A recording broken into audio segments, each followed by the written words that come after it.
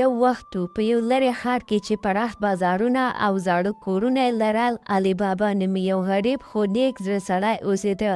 هغه به هره ورځ ځنګل ته تل، لرګي به یې پرې کول، پر خپل خره به یې بارول او ښار ته به یې د خرڅلاو لپاره راوړل. د همدې حلال کار له لارې به یې خپلې کورنۍ ژوند چلاوه. علي بابا که څه هم غریب و، خو زړه یې کانې او پاک و، او تل به یې ویل چې قناعت د انسان تر ټولو لوی دولت دی. علي بابا یو مشر ورور هم درلود چې نوم یې قاسم و.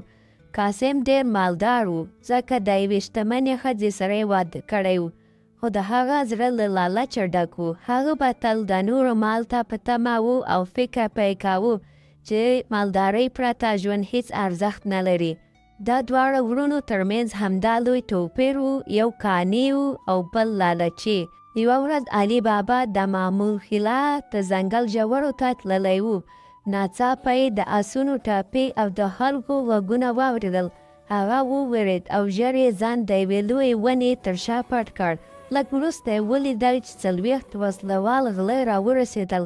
هغوی ټول پر آسونو سپاره وو او د جګړې وسلې یې له ځان سره لرلې. غلو مشر د یوې لویې تیږې مخې ته ودرېد او په لوړ غږ یې وویل: سیم خلاصه شه. په حیرانوونکي ډول هغه تیږه ورو ورو جلا شوه او د یوې پټې خزانې دروازه ښکاره شوه. یو بل پسې خزانې ته ننوتل او وروسته دروازه بېرته پټه شوه. علي بابا د هر څه له ویرې و حیرت سره ولیدل، خو علي بابا غلی پاتې شو. کله چې غله له خزانې راووتل او لاړل، علي بابا لږ انتظار وکړ، بیا ورو ورو مخې ته ولاړ. زړه یې درزا کوله، خو تجسس پرې غالب شو. هغه هماغه جادویي جمله وویله: سیم خلاصه شه. خزانه خلاصه شوه او علي بابا دننه ولاړ. هلته یې د سرو زرو، سپینو زرو، قیمتي ګاڼو او ښکلو جامونو ډېرې زیرمې ولیدې.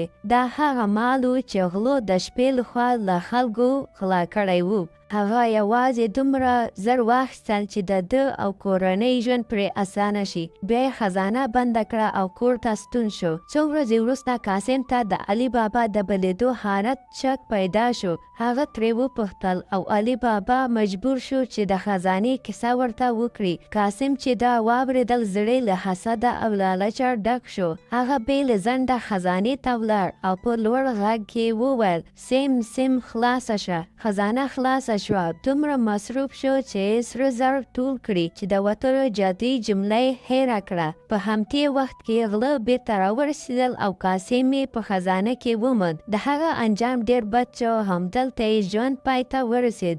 غله پوه شول چې د خزانې راز بل څوک هم پیژني. هغوی پرېکړه وکړه چې علي بابا پیدا کړي او له منځه یې یوسي. د همدې لپاره یې یو چل جوړ کړ. هغوی ځانونه د تیلو په لوښو کې پټ کړل او د لوښي د یو سوداګر په نوم د علي بابا کور ته یوړل. علي بابا یوه ډېره هوښیاره وینځه لرله چې نوم یې مرجانه و. مرجانه د لوښو په لیدو شکمنه شوه. هغې هر لوښی وکوت او پوه شوه چې پکې غله پټ دي. مرجانه بې له شور او ځنډه ګرم تیل واخیستل او په هوښیارۍ سره یې ټول غله له منځه یوړل. د غلو مشر لا ژوندی پاتې و. هغه ځان د یوه عادي سوداګر په څیر وښود او بیا د علي بابا کور ته راغی. خو مرجانه بیا هم د هغه په خبرو او حرکاتو شکمنه شوه. هغې د یوې ناڅاپه پلمه په بشپړ ځیرکتیا سره هغه هم له منځه یووړ او د تل لپاره یې د خطر مخه ونیوله. په دې ډول علي بابا له هرې بلا وژغورل شو. د بېوزلو سره یې مرسته کوله، د خلکو سره به یې نیکي کوله او په ښار کې د یو صادق او نیک انسان په نوم یاد شو. مرجانه هم د خپلې هوښیارۍ له امله د عزت او درناوي مقام ته ورسېده. او زما بچو، د دې کیسې سبق دا دی چې قناعت انسان ته عزت ورکوي، لالچ انسان تباه کوي، عقل او ځیرکتیا تر زور قوي دي، او څوک چې نیکي کوي هماغه تل بریالی کیږي.